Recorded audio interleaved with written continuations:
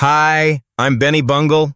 If you think your life sucks just because you weren't born into a rich family, take a look at me. The universe's personal punching bag broke clumsy, socially invisible, and yet somehow still alive. Honestly, every morning when I wake up, I'm pretty sure Darwin himself would shake his head and mutter, "How is this idiot not extinct yet?" This morning, it was me versus my alarm clock in a full-on UFC match. I kept smashing snooze like I was speed-running the world championship of laziness. By the time I finally opened my eyes, the clock screamed 8:20. If my life were a flight, passengers would have already been banging on the cockpit door demanding refunds. I jumped out of bed, looked in the mirror, and realized my hair looked like I'd just tested what happens when you poke an outlet with a metal fork. Basically, I was Einstein, but the bargain bin fresh out of the shower version. Disaster number 2. The toothpaste tube was empty. In my moment of despair, my eyes landed on the bottle of hand soap. So, yes, this morning I officially brushed my teeth with fresh lemon antibacteria.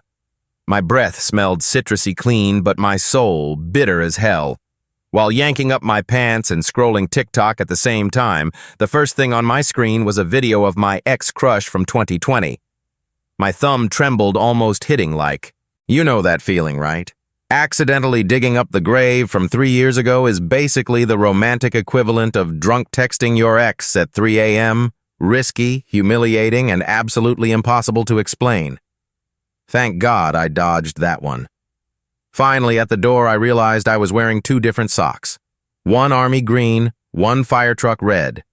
But instead of panicking, I told myself, this isn't clumsy, this is fashion. If anyone asks, I'll say I'm pioneering the next mix and match trend. And if no one asks, I'll tell them anyway. I walked into the office looking like a full-on zombie, dark circles under my eyes, brain still in sleep mode, heartbeat running as slow as Windows 95. I had only one goal in my head: coffee. Without it, me and my office chair were basically Romeo and Juliet, except my tragic death would be from exhaustion, not love. But then disaster struck. The coffee machine was broken. Colleagues gasped in horror, faces pale like passengers losing oxygen on a plane. One woman clutched her chest and whispered, "No caffeine, I quit." I looked around and a strange sense of destiny filled me.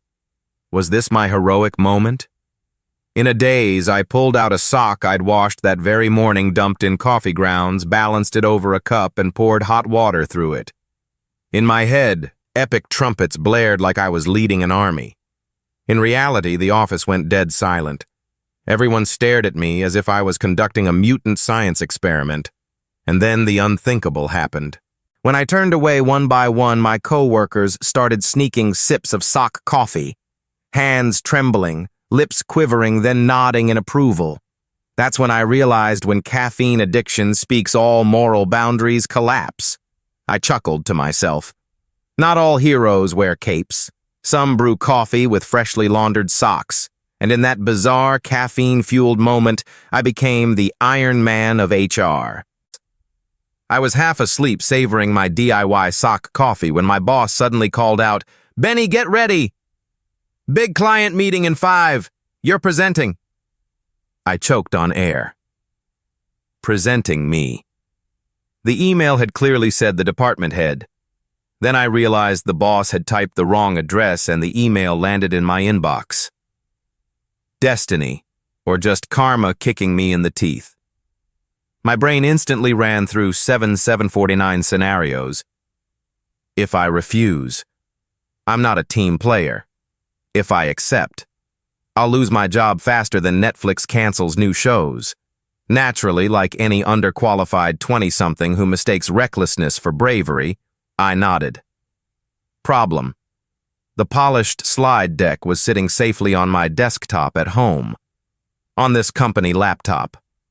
Only a cursed draft filled with Doge memes, and one massive photo of Shrek taking up an entire slide. My heart pounded like EDM bass, but there was no turning back. I hit share screen. The room went dead silent. Then, boom, clients burst out laughing.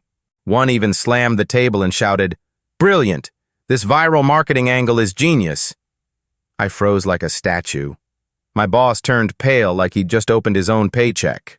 But when he saw the clients nodding enthusiastically, he spun around 180 degrees straight-faced and declared like a visionary, "Yes, exactly. This is our creative strategy." Inside, my thoughts were chaos. Did I just turn a corporate boardroom into a meme festival? Am I a failed content creator or an accidental genius? Walking out afterward, I didn't know whether to laugh or cry.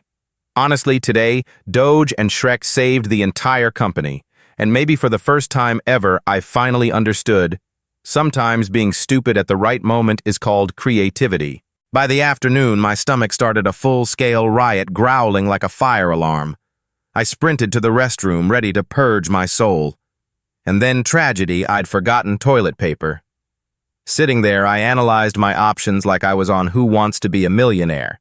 A, sacrifice my freshly washed Nike socks. B, rip up a few company contracts. C, call for collective rescue. I picked C. Hands shaking, I typed exactly one line into the company group chat. "Guys, help. Stuck in WC. No paper. Urgent." 2 minutes later, a heroic hand slid a box of tissues under the stall door. My eyes watered like I'd just received Uber Eats at 2 a.m. But life is cruel. When I walked out, everyone knew. The stares hit me like paparazzi catching a celebrity buying Cheetos and pajamas. From that moment, my new official title was the Toilet Legend. Before I could recover from the humiliation, my boss tossed me a stack of files. "Make photocopies. Now." I sighed and approached the office demon, the photocopier. Naturally, it jammed. The more I pulled, the more the pages shredded. Within minutes, paper was flying everywhere like a low-budget let-it-go performance. And then in the chaos, I spotted something wedged deep inside the machine. I tugged it out, glanced at the text, and froze. It was a workplace romance fanfic about my boss. The very first line nearly knocked me unconscious. He walked in. The smell of fresh coffee on his shirt made my heart tremble. I almost collapsed on the spot. This machine wasn't just tormenting us with paper jams, it was secretly hosting the office's underground Wattpad. My brain exploded with 1,000 questions. Who's the anonymous author? Are they sitting right next to me right now? If this leaks into the Slack channel, will our office turn into a full-blown fan club? End result. The client's documents never got copied, but I walked away holding the most powerful weapon in company history, romantic fan fiction hot off the office press. After work, I sat at my desk in a daze, cleaning up like a survivor of Survivor Office Edition. One thought kept looping in my head. Today was a certified disaster. I'd overslept, brushed my teeth with hand soap, nearly exposed myself, stalking an old crush-brewed coffee with a sock-got-crowned toilet legend, and turned the photocopier into a surprise winter wonderland exhibit. Basically, it was the kind of day that makes you want to update your LinkedIn profile and smash the open to work button. I promised myself tonight I'll stare in the mirror and ask Benny, "Do you even have the face to show up tomorrow, or should you just quit with dignity?" But of course, life loves throwing curveballs. Just as I was packing up my shattered soul, my phone rang. It was the client from this morning. My throat went dry. I braced for impact accusations of unprofessional playing games with million-dollar contracts and mentally prepared myself for a career in food delivery. But instead, a cheerful voice boomed on the other end. "We're extremely impressed with your presentation. So unique, so fresh, full of meme culture. Gen Z customers will eat it up." I froze. Eyes wide, jaw on the floor. Wait. Doge and Shrek just saved the entire company. Then what exactly was my boss's MBA for? Right on cue, my boss walked over, patted my shoulder, and sighed. "You really are a disaster, but a useful one." I gave a crooked smile, silently screaming inside, "Boss, forget the motivational quotes. Just give me a raise, and while you're at it, delete my name from the office blacklist. Much appreciated." And that's how a day that should have been my downfall turned me into the office's accidental hero. Maybe that's my new life philosophy. When you're ridiculously unlucky, remember sometimes disaster pays off. That night, I went home looking like a hero who had just saved an entire nation from extinction. Honestly, I swear the 20 years of luck I'd been saving up all got burned in a single day. I dropped my backpack on the floor, collapsed into the chair, and laughed like a maniac. If life were a show, I was definitely the star of Lucky but Surviving. When I looked up, my eyes met the gaze of the supermodel from the poster above my bed. Her sparkling smile seemed to whisper, "Benny, you're the man." I smirked, nodded, and replied out loud, "Damn right. Classic Benny Bungle." Then in a burst of weird euphoria, my eyes flicked from the poster to the brand new roll of toilet paper I'd just bought. A mysterious little voice echoed in my head. Benny, after a day of disasters, at least let the night end with one last clutch moment. And so instead of taking a glamorous selfie like everyone else on Instagram, I chose to live authentically in the most primal, private, definitely not for stories kind of way.